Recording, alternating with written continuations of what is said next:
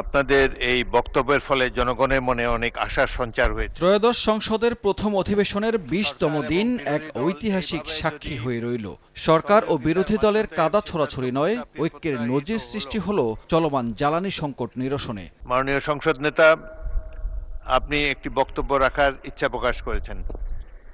ধন্যবাদ মাননীয় স্পিকার।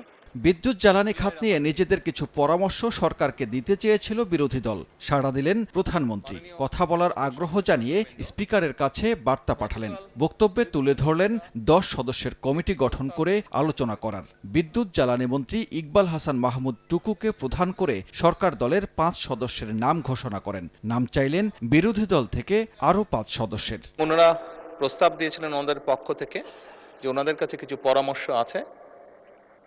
সরকারি দল এবং বিরোধী দল আমরা একসাথে সেই বিষয়গুলি নিয়ে কাজ করতে পারি। বিরোধী দলীয় নেতা এবং বিরোধী দলকে অনুরোধ করব, ওনারাও যদি ৫ জনের নাম দেন তাহলে এই ১০ জন ব্যক্তি বসে এই বিষয়গুলোর উপর আলোচনা করতে পারে। প্রস্তাব করছি যে মাননীয় জ্বালানি মন্ত্রী ইকবাল মাহমুদ টুকু ওনাকে এই কমিটির সভাপতি করা হোক। প্রধানমন্ত্রীর প্রস্তাবে ইতিবাচক সাড়া দিতে দেরি করলেন না বিরোধী দলের নেতাও। জানান শিগগিরই ৫ সদস্যের নাম পাঠাবেন তারা। আমরা আশা করি এই সংসদ জাতীয় সকল সমস্যা সমাধানের কেন্দ্রবিন্দু হবে ইনশাআল্লাহ,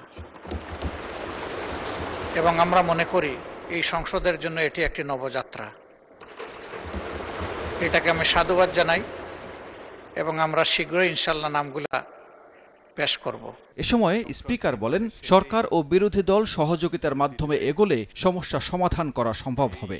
আপনাদের এই বক্তব্যের ফলে জনগণের মনে অনেক আশার সঞ্চার হয়েছে।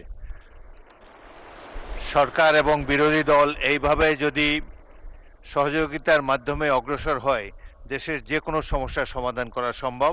কমিটির বৈঠকে বিরোধী দলের পরামর্শ সংকট মোকাবিলায় উপযুক্ত হলে গ্রহণ করার প্রতিশ্রুতি দেন প্রধানমন্ত্রী। দিনের কার্যসূচি সানবীর রূপল, সময় সংবাদ, ঢাকা। আমি মাননীয় অর্থমন্ত্রী জনাব